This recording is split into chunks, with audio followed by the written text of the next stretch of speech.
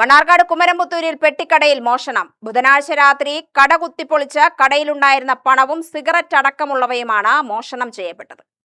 കുമരംപുത്തൂർ പയ്യനടം കാവിന് പരിസരത്തെ വികലാംഗനായ തിരുമേനിയുടെ പെട്ടിക്കടയിലായിരുന്നു മോഷണം.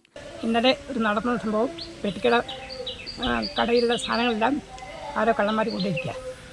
നമ്മൾ ഈ അവസ്ഥ കണക്കിലെടുത്ത് എന്തെങ്കിലും ഒരു തീരുമാനം എടുക്കാൻ താഴ്മയോട് വിനീതമായി അപേക്ഷിക്കുന്നു.